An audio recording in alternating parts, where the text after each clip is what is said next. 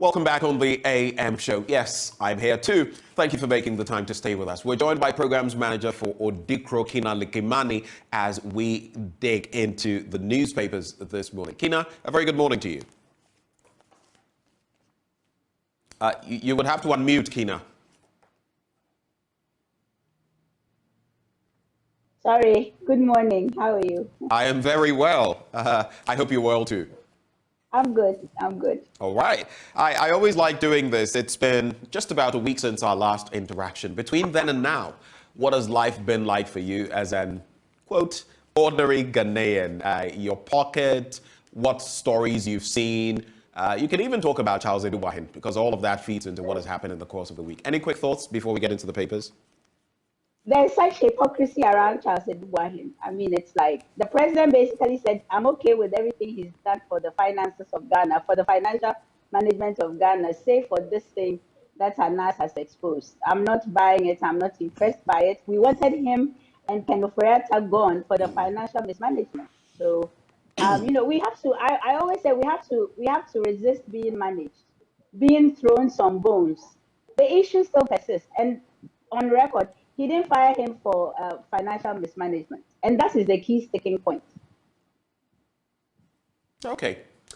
Well, there's also this bit about the tripartite committee meeting, and from the 1st of January 2023, we're going to see the minimum wage, daily minimum wage, move from 13 cedis upwards to 14 cedis and 88 pesos. It's just about a 10% increment. But some have bemoaned the situation, saying that is woefully inadequate. Now, this will amount to, if you do the calculation, a little over 400 cedis.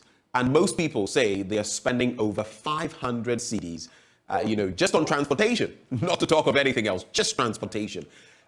What do you make of it? It may not be too many people who are right on the borderline of minimum wage, but with a 10% increment in the midst of the fall of the CD, in the midst of high fuel prices, yes, diesel and petrol have gone down marginally, in the midst of the inflationary rate and everything else. What do you make of it? It's woefully inadequate.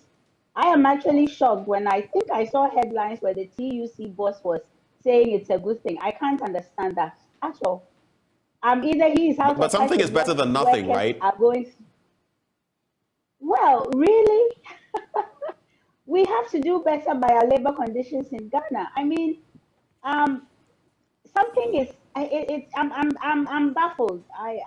Because I don't know, particularly for young people, particularly for young workers. I have no idea how they're coping, and so this is inadequate.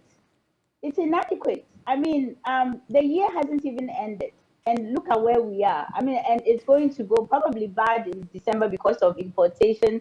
The pressure again on the city and people wanting dollars, and so I don't know how anybody thinks that a 10% increase in this crisis is adequate. Interesting thoughts there. Let's get into the papers and start with the Daily Graphic newspaper. Textbooks for basic schools, publishers, printers cry for payment, express fear over local industry collapse. And this is an interesting development because just months ago, we're talking about boosting this exact sector by giving them, the publishing, not rights, but allowing them to do the publishing and stymieing, any inflows from other places. Well, it appears that is not panning out as expected. There's also a supplement on 2022 Ghana Club 100 award winners. That's inside today's Daily Graphic. If you'd like to get the scoop, grab a copy of the graphic. Minimum wage increased from 13.53 to 14.88 Ghana cedis. That is 14 cedis, 88 pesos. And then World Cup promo, graphics, Silver Star Auto to reward readers. All right. So let's get into that big story. Textbooks for basic schools, publishers, printers cry for payment and express fear over local industry collapse. Now, local publishers and printers have made a passionate appeal to the government to settle its indebtedness to them following their successful execution of contracts for the production of textbooks for basic schools in the country. They said about 4 months after completing the jobs, they had not been paid. The president of the Ghana Publishers Association, Asari Knedu Yamwa, on behalf of publishers and printers, indicated to the Daily Graphic that any further delay in the release of the money owed them would see the local publishing industry crumbling as a result of the rising cost of paper products due to the fall in the value of the Ghana cedi against the dollar. Just a bit of a context, like I was hinting at before. Local printers depend on foreign raw materials such as paper and ink to print jobs. Now, the Ministry of Education contract was to pay the publishers 28 days after the submissions of invoices, which had been done as far back as June this year. But the ministry is yet to pay for the textbooks delivered to the schools.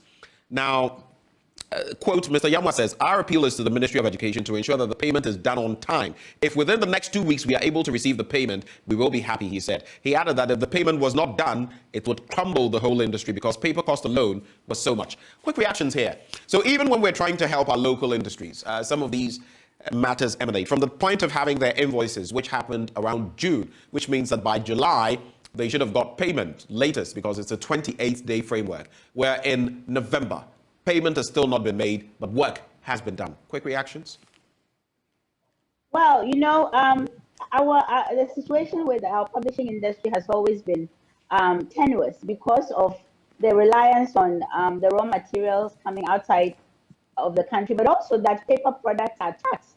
Right. We've always argued that we should lower the taxation on paper products. But what can we say? The government needs to pay. But Benjamin, there is something big going on in education vis-a-vis funding across the entire education chain. We are hearing that kids in secondary schools do not have food to eat. The heads of these schools cannot talk about it.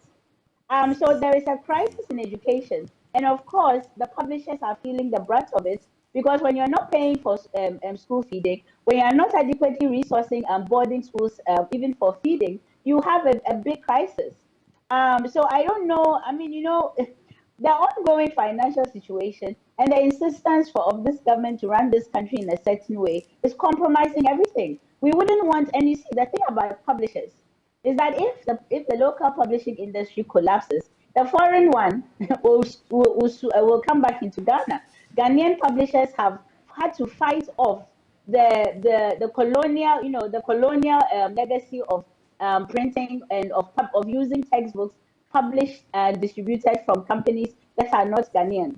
And so they have fought, and even it's not ideal, but we have a local publishing industry. And in fact, the local publishing industry only really publishes for education. They do not publish fiction for just the general market. So if that textbook sector even collapses, I don't know what that says about Ghana and books. It's frustrating. It's frustrating, and you can imagine how much more frustrating it would be for the publishers themselves, and being in this tricky situation. Yes, and they point to the exchange rate and how everything is going askew. They have to get loans to publish the books. They delivered the goods on time. And even remember that this particular section, this particular part, there was a new curriculum. Right. And remember that there was talk that some of the publishers had actually had to throw away books. And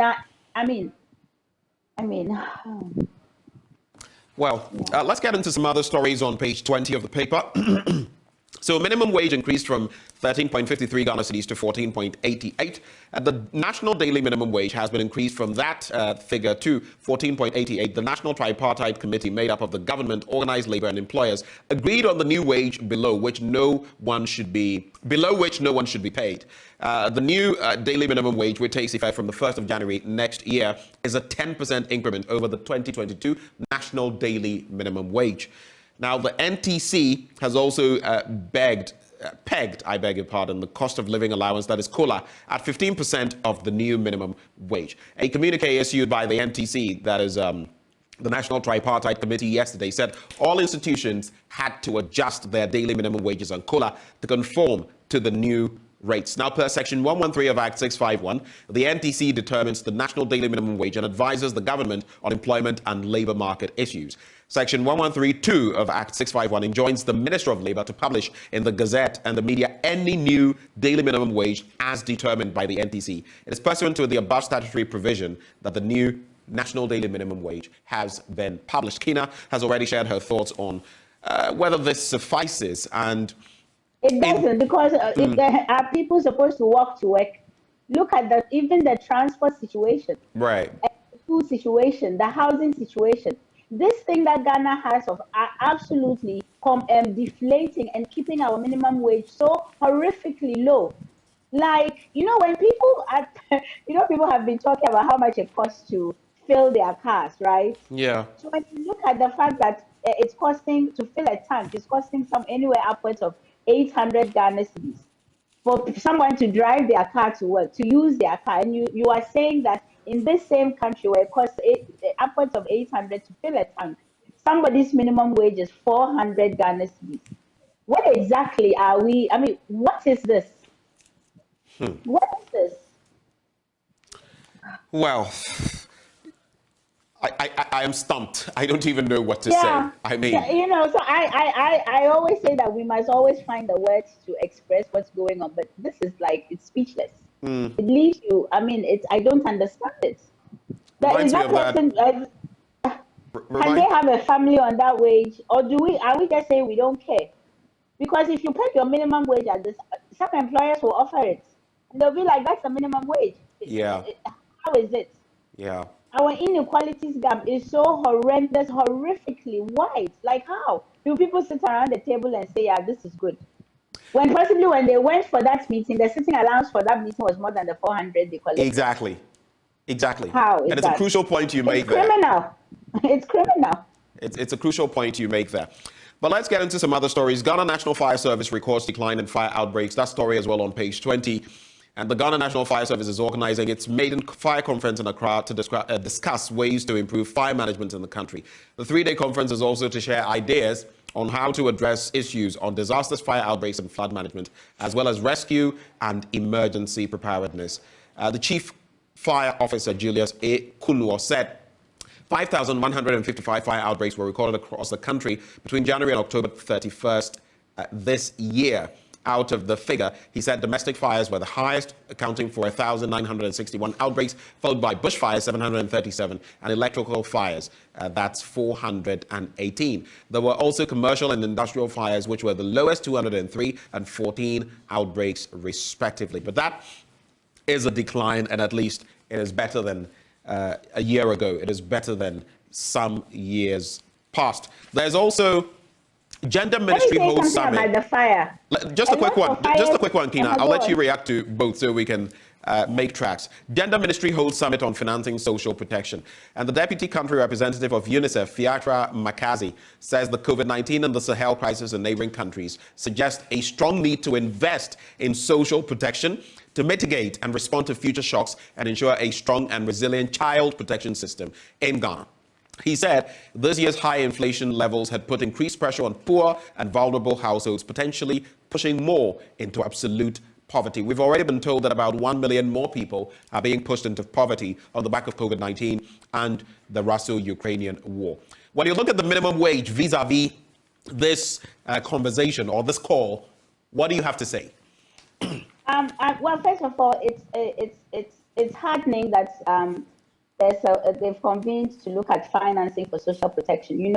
The ministry itself is one of the chronically under-resourced in the entire government portfolio, which is actually really terrible because the ministry's portfolio for the people it has sort of the mandate covers is like 70% of Ghana.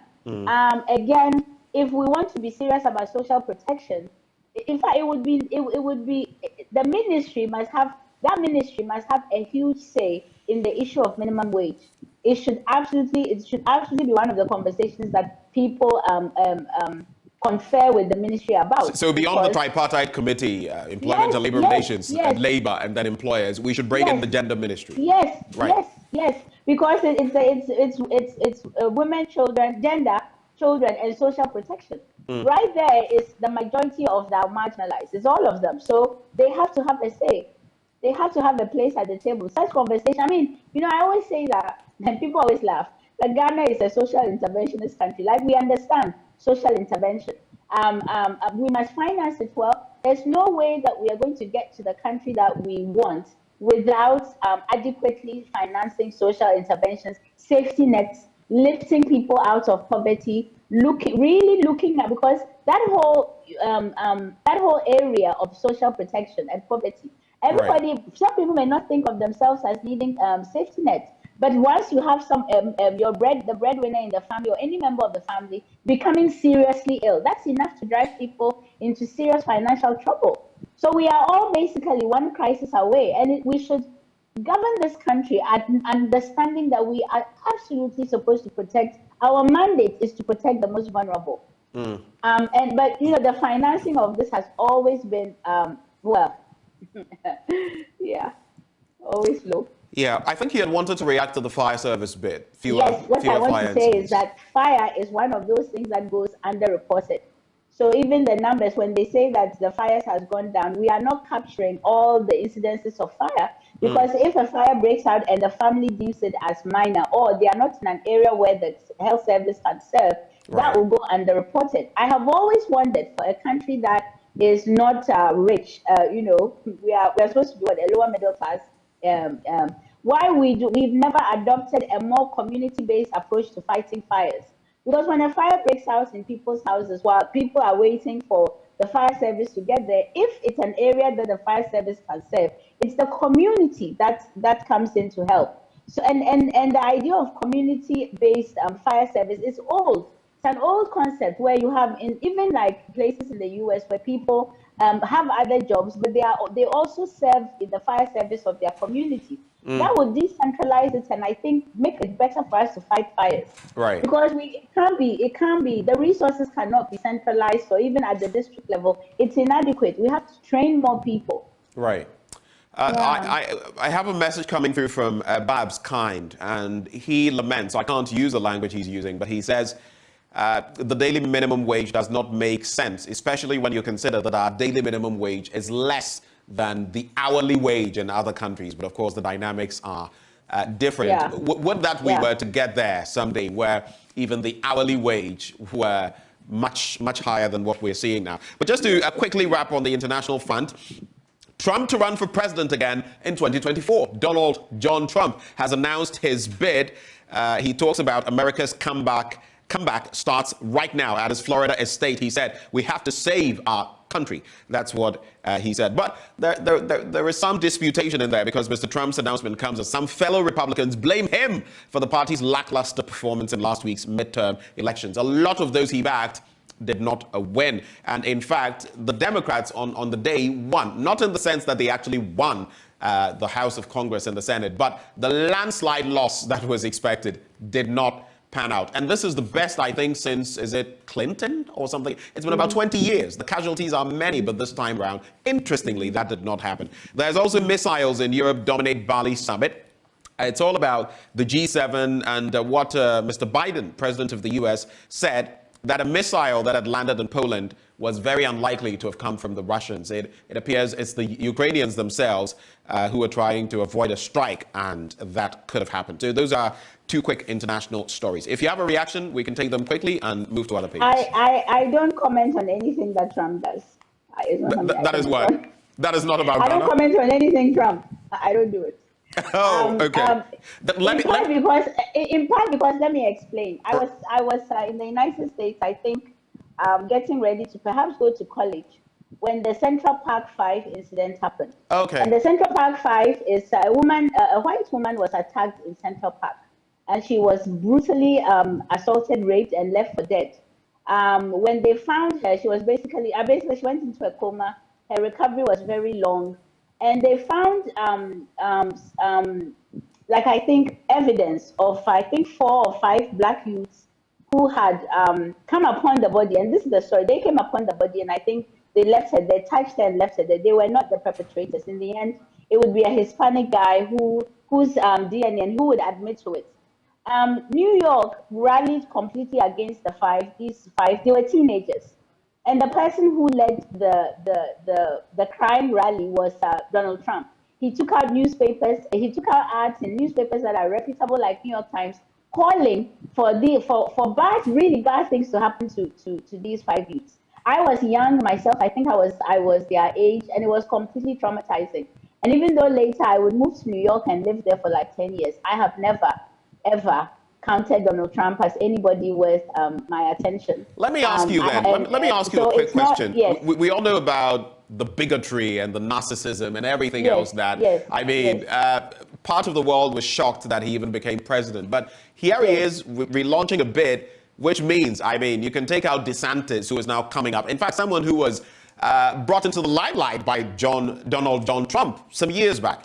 But the point is, he could become president of the United States again. Did you find it surprising that the United States actually voted for Trump? The first time, no. Because what's happening in the United States, people have to remember the white supremacy, of which, so I won't go long, but there's a history with the US, with the movement called the Tea Party that has hijacked the Republican Party. But what always happens with white supremacy and white people is that they will absolutely cut their nose to spite their faces if they feel that the country is moving too left or allowing too much freedom to women, to black people, to people of color, to immigrants. Right. So if they mean as a minority to completely, there were people coming into the US government, the Tea Party, to completely dismantle America. And that's what they intend to do. Interesting thoughts there. Well, we'll leave the United States to do what is best for the United States. But let's get into Business Finder newspaper. Ghana can still count on our support for private sector development. That's according to the IFC. A national daily minimum wage is 14 cedis and 88 pesos. Let's get into that first story. Private sector lending arm of the World Bank, the International Finance Corporation, has pledged continuous provision of financing and advisory services for Ghana's private sector development.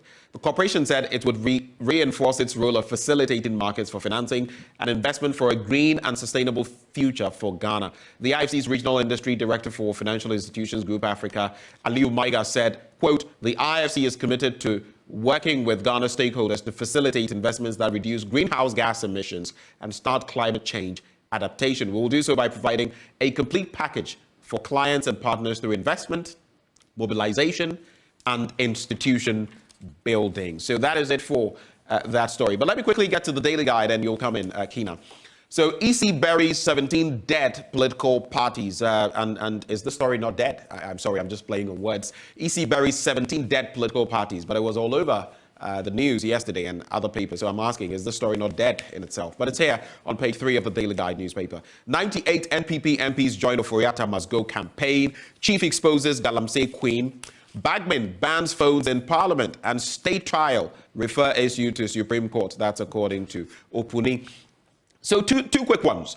98 NPP MPs join Oforiatta Must Go campaign. We've seen him face that ad hoc committee. In fact, tomorrow he's back in Parliament to face that committee. Day one of the sitting was an interesting one, and he's been represented by Gabia Sariotridako. Then Bagman bans phones in Parliament, and now there's that ban. And again, if you don't go through the metal detectors, you don't get to enter the chamber. Since you're with Odikro and you delve into some of these matters, what are your quick thoughts, Kina? Well, this business of, we don't know, is it 80, then it's 98, then it's all of MPP, majority, I don't know. This is all window dressing. I don't believe a thing that comes out of their mouths. You know, I keep saying we must avoid being finessed. So ever since they started, Cameron Ferretta is still the finance minister. They've never agreed whether how many of them actually want them go and what it means to say when we say we want that. It's just they are just window dressing. They are trying but it's telling. Act like they are what? You call it window dressing, but they are saying that they are committed to supporting, you know, they can no longer reconcile their support for government with continuing to support government business. They are basically saying, if you don't do this now, we're not going to, you know, participate in government business, which would also mean that when the budget is read, you would need their numbers in Parliament for the appropriations, for the debates and all of that. They will not be there. Is that not a statement enough? But it's only words. What I'm saying is that let us wait for them to act, because so far they've only said words. It's just plenty words. And I find that it happens a lot with Parliament, plenty words, and then you'll find somebody's reading the budget and they are all like participating. So let them actually act beyond their words. Anyway, so let's get into this interesting story. I don't know whether you're conversant or you have any personal relations with. He's a friend of mine, Fred Amugi, the veteran actor. And his wish to be a brand ambassador while he was still alive has finally been fulfilled. Recently, he put out a story that, look, don't let some of us waste away. It's not, I don't want much, but how about billboards and get in touch? Let's do something. Well, his dream has come true. The 74-year-old actor has netted an ambassadorial deal with Caveman Watches, days after his passionate appeal to corporate Ghana to grant him that wish. Fred's one wish is to have his face on a billboard as a brand ambassador before he returns to his maker someday. How do you that's react a to this and beautiful. the gesture by Cable Watches?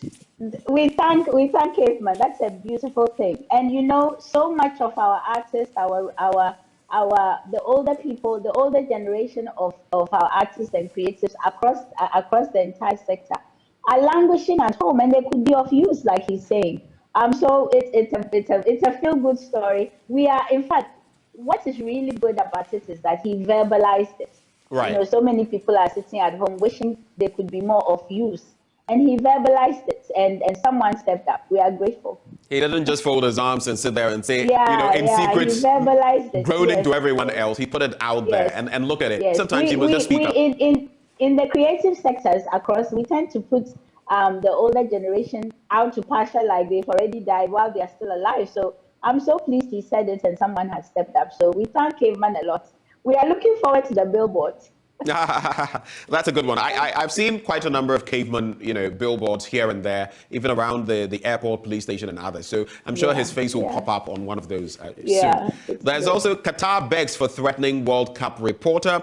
We're not going to joke in Qatar, GFA boss pledges. Today we're actually playing Switzerland. And I'm sorry for flopping at the Real. That is Eden Hazard, who has said that he's really sorry about what has happened and would accept a move away from Real Madrid next summer. That is in the Daily Guide newspaper. But quickly, let's look at the Chronicle. No kidnappings in Western region. There were a host, regional minister says. Gabi and Che Mensa Bonsu ceasefire.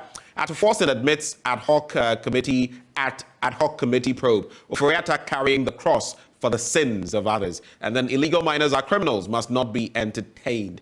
All those stories on the front page of the Chronicle news paper. Maybe I should just get into the page 3 story and take it from there. Now, the proponents of the motion of censure against the Minister for Finance, Ken Oforiatta, have revealed that he is only being sacrificed for the sins of the entire government. According to the minority spokesperson on finance, Cassiel Atforson, they are holding the finance minister responsible for all the, quote, government-wide recklessness because he allowed it to fester. What do you make of the statement? Do you agree with him? Well, if we don't hold kind of Oriental responsible, then we are holding the president responsible. So it's either him or the president. Yeah, that's not to say that there aren't ministers that have been worst performing. Their great minister is one of them. He must go as well. But the thing is, we are in an economic crisis. You insist on still being in charge of a situation you have completely mishandled. Of course, we are going to hold you responsible. And if you would fall on your sword for your president, then So I don't think that there's when people say these things, it's like again they're just talking. When you Right. say like you're holding someone for all the sins, it's just talk. I don't understand what you're saying. Like, what are we supposed to do? It's almost smacks of scapegoatism. So his has come to the Exactly. You want fore. us Let to him sit there carry the and be cross. quiet? You know what is happening? I mean, I am not sure what the proceedings in Parliament is going to yield. So it's like something that's happening on the side. But even then, even if Right. it's something that is designed to fail, which always happens with Parliament, we still got here. We are watching this. We're watching Katie Hammond be kind of like a bully while we are in a financial crisis. This is where we are. It's Right. absolutely unbelievable. But we've been brought here because the president is not listening. He Because the refuses. In president fact, isn't whatever listening. we say, the president, he doesn't hear us. Right? It's not our concerns are not his concerns. I will repeat. They have especially the president has special interest. His special interest he places above Ghana at this point. So that's where we are. It's Well, a maybe tragic thing. we should shush more because, as you know, it's a competitive. We should shush, and maybe he will. The new You Crusading know, Guide. Just to wrap with those thoughts, we're actually out of time, Kina. But just to wrap with these headlines, let's rally behind President and Government Mreku Duka, just party faithful. 80% of NPP delegates prefer Alan Tremanting, former MP, declares. There's also reading the budget. I'm only taking this because I've not heard from him in a while. Reading the budget, connivance and hypocrisy, a dangerous precedent. That is by Fadi Dabusi. Final words, Kina, as we go. well, it's interesting that, of course, MPP will select a flag bearer. Right. But let me just say that anybody with integrity has overstayed their tenure with this government. Let me repeat.